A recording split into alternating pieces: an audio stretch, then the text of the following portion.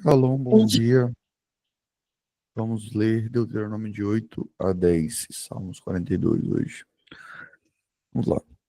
Tenham cuidado de obedecer toda a lei que eu hoje lhes ordeno, para que vocês vivam, multipliquem-se e tomem posse da terra que o Senhor prometeu, com juramento aos seus antepassados. Lembre-se de como o Senhor, o seu Deus, os conduziu por todo o caminho no deserto, durante esses 40 anos, para humilhá-los e pô-los à prova, a fim de conhecer as suas intenções, se iriam obedecer aos seus mandamentos ou não. Assim, ele os humilhou e os deixou passar fome, mas depois os sustentou com o maná, que nem vocês nem os seus antepassados conheciam, para mostrar-lhes que nem só de pão viverá o homem, mas de toda palavra que procede da boca do Senhor. As roupas de vocês não se desgastaram e seus pés não incharam durante esses 40 anos. Saibam, pois, em seu coração que, assim como o homem disciplina seu filho, da mesma forma o Senhor, o seu Deus, os disciplina. Obedeça aos mandamentos do Senhor, o seu Deus, andando em seus caminhos e dele tendo temor. Pois o Senhor, o seu Deus, está levando a uma boa terra, cheia de riachos e tanques de água, de fontes que jorram nos vales e nas colinas. Terra de trigo e de cevada, videiras e figueiras e romãzeiras, azeite de oliva e mel. Terra onde não faltará pão e onde não terá falta de nada. Terra onde as rochas têm ferro e onde você poderá escavar cobre nas colinas. Depois que tiverem comido até ficarem satisfeitos, louvem ao Senhor, o seu Deus, pela boa terra que ele deu. Tenham cuidado de não se esquecer do Senhor, do seu Deus, deixando de obedecer aos seus mandamentos, às suas ordenanças e aos seus decretos que eu lhes ordeno. Não aconteça que, depois de terem comido até ficarem satisfeitos, de terem construído boas casas e nelas morando, de aumentarem os seus rebanhos, a sua prata, o seu ouro e todos os seus bens, o seu coração fique orgulhoso, e vocês se esqueçam do Senhor, do seu Deus, que os tirou do Egito, da terra da escravidão. Ele os conduziu pelo imenso e pavoroso deserto, por aquela terra seca e sem água, de serpentes e escorpiões venenosos. Ele tirou água da rocha para vocês, e os sustentou no deserto com maná, que seus antepassados não conheciam, para humilhá-los e prová-los, a fim de que tudo fosse bem com vocês. Não digam, pois, em seu coração: a minha capacidade e a força das minhas mãos ajuntaram para mim toda essa riqueza. Mas lembre-se do Senhor, do seu Deus, pois é Ele que lhe dá a capacidade de produzir riqueza, confirmando a aliança que jurou aos seus antepassados, conforme hoje se vê. Mas, se vocês se esquecerem do Senhor, do seu Deus, e seguirem outros deuses, prestando-lhes culto e curvando-se diante deles, asseguro-lhes hoje que vocês serão destruídos, por não obedecerem ao Senhor, ao seu Deus. Vocês serão destruídos, como foram as outras nações que o Senhor destruiu perante vocês. Deuteronômio 9. Ouça, ó Israel, hoje você está atravessando o Jordão para entrar na terra e conquistar nações maiores e mais poderosas do que você, as quais têm cidades grandes com muros que vão até o céu. O povo é forte e alto, são Enaquins. Você já ouviu falar deles e até conhece o que se diz. Quem é capaz de resistir aos Enaquins? Seja hoje certo de que o Senhor, o seu Deus, ele mesmo vai adiante de você como fogo consumidor. Ele os exterminará e os subjugará diante de você.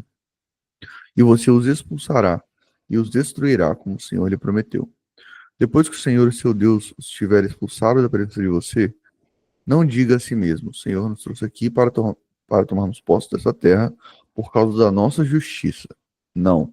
É devido à impiedade destas nações que o Senhor vai expulsá-las da presença de você. Não é por causa da sua justiça ou da sua retidão que você conquistará a terra deles, mas é por causa da maldade dessas nações que o Senhor, o seu Deus, as expulsará diante de você, para cumprir a palavra que o Senhor prometeu sob juramento aos seus antepassados Abraão, Isaque e Jacó. Portanto, seja certo de que não é por causa da sua justiça que o Senhor, seu Deus, lhe dá esta boa terra para tomar posse, pois você é um povo obstinado. Lembre-se disso e jamais esqueçam como vocês provocaram a ira do Senhor, o seu Deus, no deserto. Desde o dia em que saíram do Egito até chegarem aqui, vocês têm sido rebeldes contra o Senhor. Até mesmo em Horebe, vocês provocaram o Senhor a ira, e ele ficou furioso, a ponto de querer exterminá-los. Quando subiu o monte para receber as tábuas de pedra, as tábuas da aliança que o Senhor tinha feito com vocês, fiquei no monte 40 dias e 40 noites, não comi pão nem bebi água. O Senhor me deu as 2 tábuas de pedra escritas pelo dedo de Deus. Nelas estavam escritas todas as palavras que o Senhor proclamou a vocês no monte, de dentro do fogo, no dia da Assembleia. Passados os 40 dias e os 40 noites, o Senhor me deu as 2 tábuas de pedra, as tábuas da aliança, e me disse: desça imediatamente, pois o seu povo que você tirou do Egito corrompeu-se. Eles se afastaram bem depressa do caminho que eu lhes ordenei, e fizeram um ídolo de metal para si. E o Senhor me disse: vejo que este povo é realmente um povo obstinado. Deixe que eu os destrua e apague os nomes deles debaixo do céu. E farei de você uma nação mais forte e mais numerosa do que eles. Então voltei e desci do monte. Enquanto este ardia em chamas, e as 2 tábuas da aliança estavam em minhas mãos, e vi que vocês tinham pecado contra o Senhor, o Deus de vocês. Fizeram para si um ídolo de metal em forma de bezerro. Bem depressa vocês se desviaram do caminho, e o Senhor, o Deus de vocês, lhes tinha ordenado. Então peguei as 2 tábuas e lancei das minhas mãos, quebrando-as diante do olho de vocês. Depois prostrei-me perante o Senhor. Outros 40 dias e 40 noites. Não comi pão nem bebi água, por causa do grande pecado que vocês tinham cometido, fazendo que o Senhor reprova, provocando a ira dele. Tive medo da ira e do furor do Senhor, pois ele estava suficientemente irado para destruí-los. Mas de novo o Senhor me escutou. O Senhor irou-se contra Arão a ponto de querer destruí-lo. Mas naquela ocasião também orei por Arão. Então peguei o bezerro do pecado de vocês e o queimei no fogo. Depois os migalhei e o moí até virar pó. E o joguei no riacho que desce do monte. Além disso, vocês tornaram a provocar o Senhor a ira em Taberá, em Massá e em Kibrot Hatava. E quando o Senhor os enviou de Cades Barneia, disse: entrem lá e tomem posse da terra que eu lhes dei. Mas vocês se rebelaram contra a ordem do Senhor, do seu Deus. Não confiaram nele nem lhe obedeceram. Vocês têm sido rebeldes contra o Senhor desde que os conheço. Fiquei prostrado perante o Senhor durante aqueles 40 dias e 40 noites, porque o Senhor tinha dito que ia destruí-los. Foi quando orei ao Senhor, dizendo: ó soberano Senhor, não destruas o teu povo, a tua própria herança. Tu o redimiste com tua grandeza e o tiraste da terra do Egito com mão poderosa. Lembra-te de teus servos Abraão, Isaque e Jacó. Não leves em conta a obstinação deste povo, a sua maldade e o seu pecado. Senão os habitantes da terra de onde não nos tiraste dirão: como o Senhor não conseguiu levá-los da terra que lhes havia prometido, e como ele os odiava, tirou-os para fazê-los morrer no deserto. Mas eles são teu povo, a tua herança, e tiraste do Egito com teu grande poder, com o teu braço forte. Deuteronômio 10. Naquela ocasião, o Senhor me ordenou: corte 2 tábuas de pedra, como as primeiras, e suba para encontrar-se comigo no monte. Faça também uma arca de madeira. Eu escreverei nas tábuas as palavras que estavam nas primeiras, que você quebrou, e você as colocará na arca. Então, fiz a arca de madeira de acácia, cortei 2 tábuas de pedra como as primeiras, e subi ao monte com as 2 tábuas na mão. O Senhor escreveu nelas o que tinha escrito anteriormente, os 10 mandamentos, que havia proclamado a vocês no monte, do meio do fogo, no dia em que estavam todos reunidos. O Senhor os entregou a mim. E eu voltei, desci do monte e coloquei as tábuas na arca que eu tinha feito, e lá ficaram conforme o Senhor tinha ordenado. Os israelitas partiram dos postos dos Jacaanitas e foram até Moserá. Ali Arão morreu e foi sepultado, e seu filho Eleazar foi seu sucessor como sacerdote. Dali foram para Gudgodá, e de lá foram para Jotbatá, terra de riachos. Naquela ocasião, o Senhor separou a tribo de Levi para carregar a arca da aliança do Senhor, para estar perante o Senhor a fim de ministrar e pronunciar bênçãos no seu nome, como se faz ainda hoje. É por isso que os levitas não têm nenhuma porção de terra ou herança de seus irmãos. O Senhor é a sua herança, conforme o Senhor, o seu Deus, lhes havia prometido.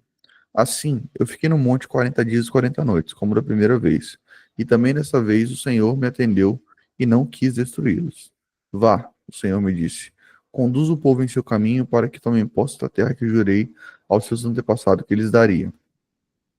E agora, Israel, que é que o Senhor, seu Deus, pede de você, senão que tema o Senhor, o seu Deus, que ande em todos os seus caminhos, que ame que o ame e que sirva ao Senhor, ao seu Deus de todo o seu coração e de toda a sua alma, e que obedeça aos mandamentos e aos decretos do Senhor, que hoje lhe dou para seu próprio bem?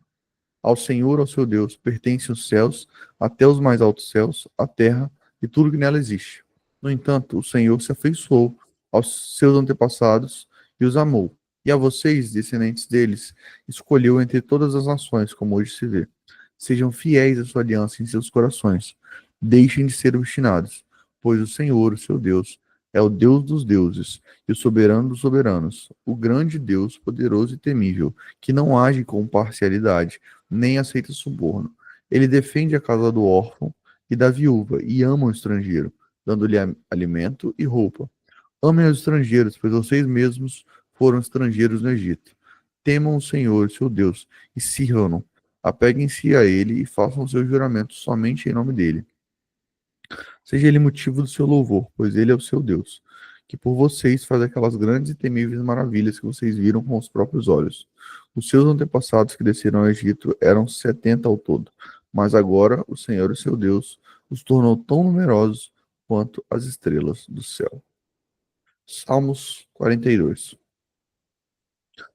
Como a corça anseia por águas correntes, a minha alma anseia por ti, ó Deus. A minha alma tem sede de Deus, do Deus vivo. Quando poderei entrar para apresentar-me a Deus?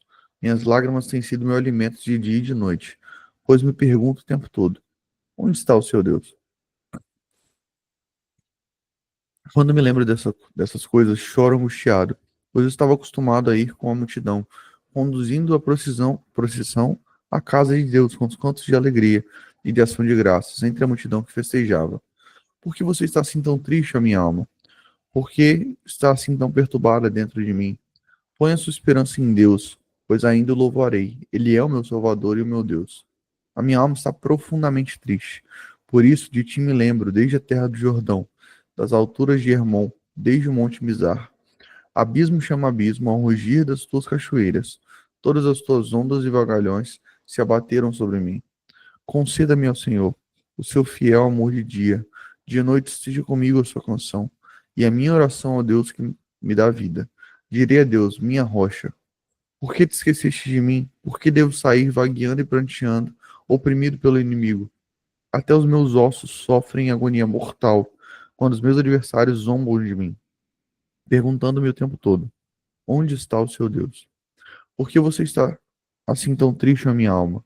Por que você está assim tão perturbada dentro de mim? Põe a sua esperança em Deus, pois ainda o louvarei. Ele é o meu Salvador e o meu Deus. Amém. Amém, aleluia, glória a Deus. Que porção linda, gente. Quantas chaves, quantos ensinamentos gloriosos. Salmos de Davi é uma lição, né, para a gente, de como orar, de como apresentar as nossas demandas ao Senhor, né? Põe a tua esperança, ó minha alma, no Senhor, pois ainda o louvarei. Aleluia. Oh, glória. Queridos, Deuteronômio traz aqui chaves para nós no dia de hoje. Deuteronômio 8 nos lembra aqui de ser grato, né? Como isso é importante. Como a gratidão, ela é algo que, para aqueles que são filhos de Deus, é algo que tem que ser muito notório nas nossas vidas, né? E a gente vê aqui pontos chaves no versículo 8, que Deus mesmo, ele humilhou e testou Israel para ensinar a dependência nele. Aqui ele relembra, né, sobre o maná, que é uma lição de confiança no Senhor, que era algo que todo dia o Senhor enviava a provisão. Isso por 40 anos Deus demonstra ali, ó, ensinando o povo de Israel, né, que ele é aquele que nos manda a nossa provisão diária.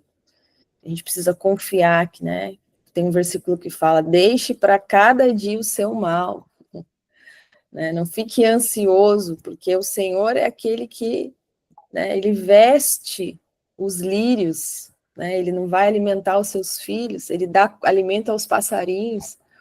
Então aqui ele traz essa lembrança aqui do maná, da confiança diária no Senhor. E ele adverte contra o orgulho, contra a autossuficiência. Ele fala, olha, quando você começar a desfrutar das coisas que eu vou te dar, né, lembre-se que foi o Senhor que te deu, não foi a força do teu braço. Porque, infelizmente, queridos, é muito comum isso, né? Que as pessoas, às vezes, se achegam à presença de Deus para buscar as mãos dele, para buscar o que ele pode fazer, né? O que ele tem para nos dar. Mas muitas vezes, quando ele dá, quando ele entrega, as pessoas se esquecem que foi ele que deu, né? Acham que foi a sua força, foi a sua capacidade, né? Foi a sua inteligência. Então, Deuteronômio nos traz aqui essa chave para ministrar o nosso coração e nos fazer entender e ver a realidade das coisas, né? Que tudo vem dele, é ele quem move o universo, é ele quem move as circunstâncias, as situações, é ele quem abre as portas para nós e nos abençoa, e a gente precisa sempre lembrar e ser grato quem nos deu, né? E não cair no engano de achar que é a nossa própria força, a nossa própria capacidade, mas é ele movendo todas as coisas, muitas vezes ali nos bastidores, realizando coisas que às vezes a gente nem imagina, Deus criando conexões em nosso favor, né, movendo situações em nosso favor para nos abençoar. E é isso que a gente precisa ter bem latente no nosso entendimento. Deuteronômio 9, ele vai trazer aqui sobre a humildade e o arrependimento. Moisés vai lembrar o povo, né, da rebelião, vai lembrar o povo do bezerro de ouro, e vai dizer ali, relembrar o povo que não é por causa da justiça deles ali que eles iriam herdar a terra, né? Mas é por causa da promessa do Senhor. Então aqui ele traz, né, o aspecto da graça de Deus, que eles receberam a terra ali, os seus filhos, né, receberam a terra não por mérito, mas pela graça dele, né? E ele vai relembrar as falhas passadas para manter a humildade do povo diante do Senhor. E ele também fala ali para o povo que ele intercedeu pelo povo, né? Ele, como líder ali, ele se colocou na brecha e ele orou e ele intercedeu pelo povo. A importância, né, do papel da liderança, a importância da intercessão. A intercessão é uma arma poderosa, poderosa no reino do Espírito, em que Deus acolhe a intercessão do povo, Deus recebe a intercessão do povo, a intercessão dos seus líderes, daqueles que estão alinhados, né, dos seus filhos que estão alinhados. E no versículo 10 a gente vai destacar aqui um versículo muito tremendo, e a gente vê aqui capítulo 10 como um resumo poderoso do que Deus espera do seu povo, né? E aí ele vai focar aqui no amor e na obediência. Então, a gente vê no versículo 12 a 13, ele vai dizer, versículo 12, ele diz assim, do capítulo 10, e agora, ó Israel, que é que o Senhor, seu Deus, pede de você? Senão que tema o Senhor, o seu Deus, e ande em todos os seus caminhos, que o ame, que sirva ao Senhor, ao seu Deus, e de todo o seu coração e de toda a sua alma, e que obedeça aos mandamentos e aos decretos do Senhor, que hoje lhe dou para o seu próprio bem. O que é que o Senhor nos pede, queridos? O que é que ele nos pede? Simplesmente que a gente ouça a instrução de amor dele para o nosso próprio bem. Que a gente ame ele, que a gente, como parte, né, dessa aliança, entendendo que a aliança, né, tem duas partes. Aliança, ontem nós falamos no curso de casados, né?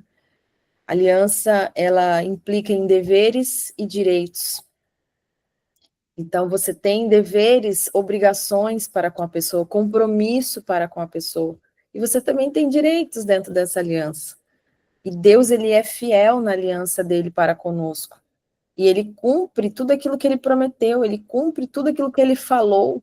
E a palavra dele é um compromisso dele para conosco, e ele é fiel para cumprir.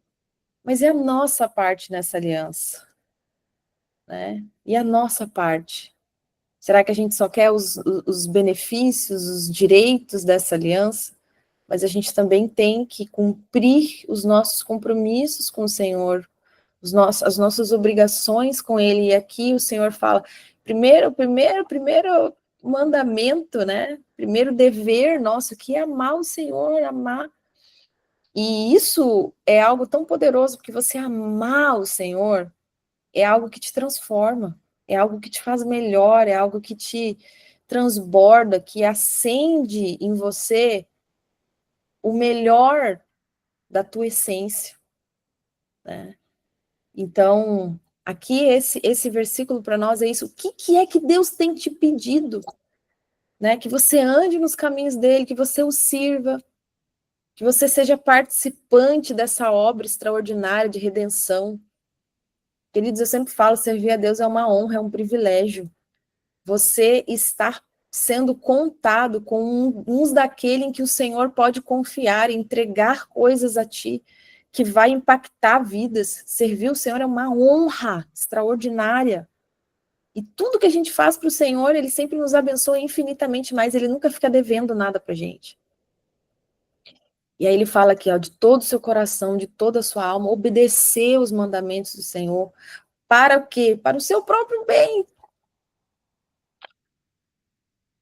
E aí no versículo 14 ele vai dizer, ao Senhor teu Deus pertence os céus, até os mais altos céus e a terra e tudo que nela existe. No entanto, o Senhor se afeiçoou aos seus antepassados e os amou, e a vocês, descendentes deles, escolheu entre todas as nações, como hoje se vê. Sejam fiéis à sua aliança em seus corações e deixem de ser obstinados.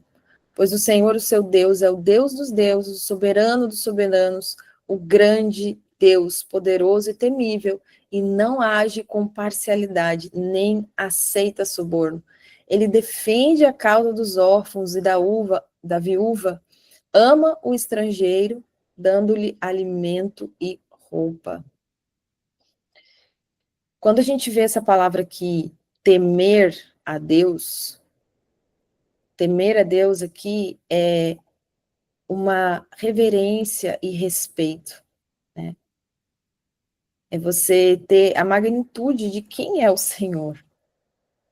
E o versículo próprio nos fala, né? Ele é poderoso, ele é soberano, ele é grandioso, ele é glorioso, temível.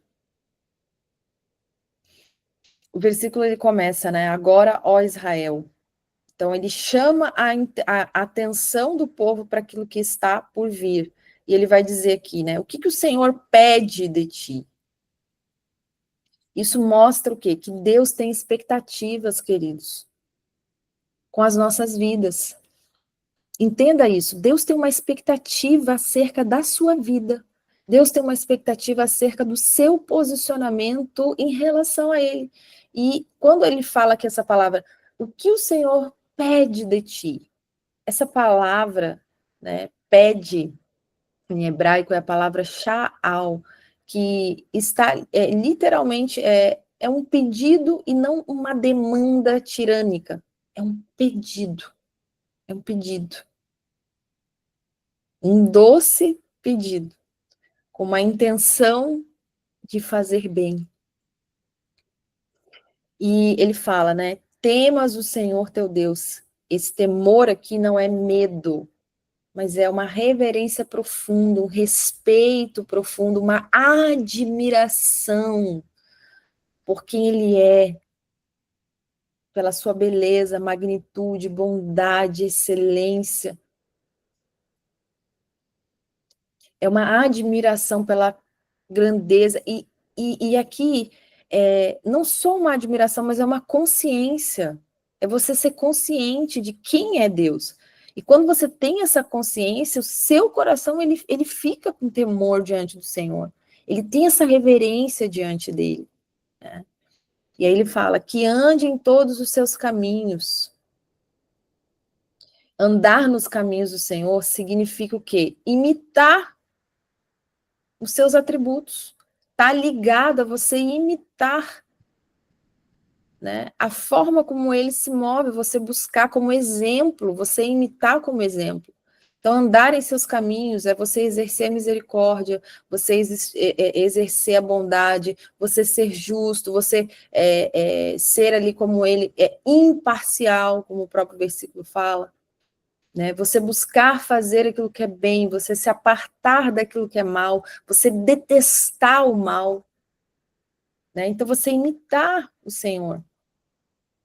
E aqui traz o quê? Uma obediência ativa, não é apenas um conhecimento. Não adianta, queridos, não adianta você estar aqui todas as manhãs ouvindo a palavra, se você não colocar em prática o que você está ouvindo.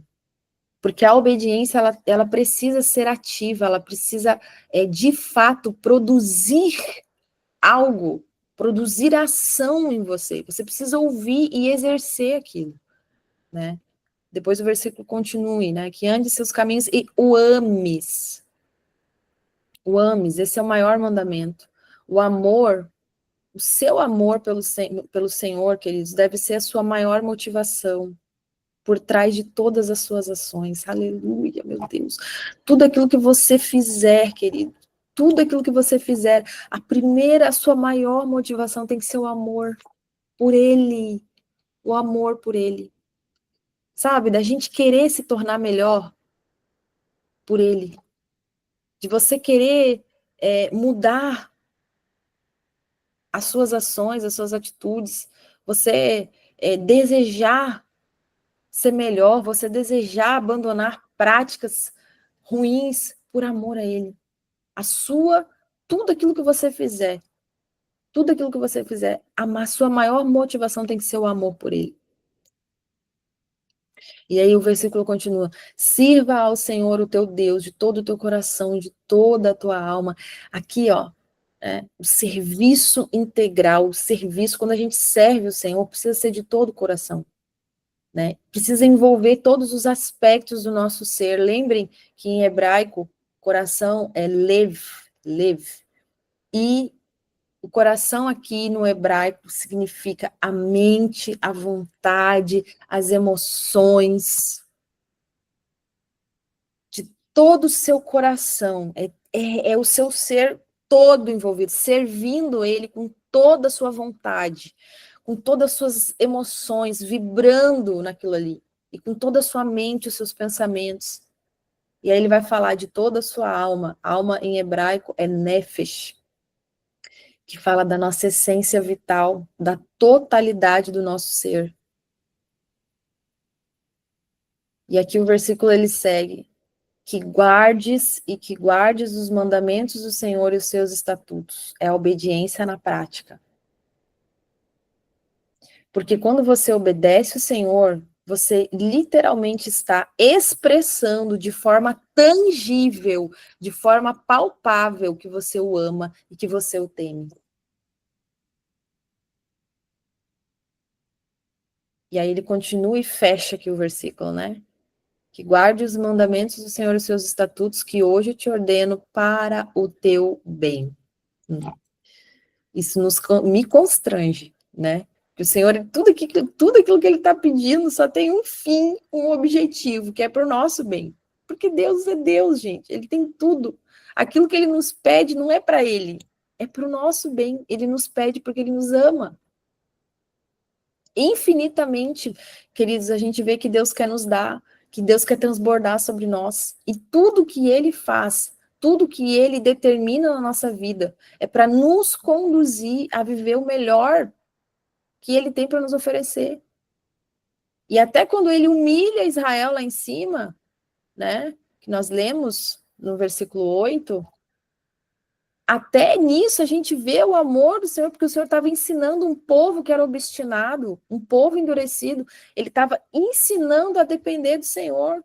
para que Israel vivesse os sonhos de Deus, para que Israel vivesse os benefícios de Deus. Então, tudo no nosso propósito, na nossa trajetória, as batalhas que muitas vezes a gente passa, as provas que a gente passa, tudo, a palavra fala, todas as coisas cooperam para o bem daqueles que amam a Deus. Nunca se esqueça disso.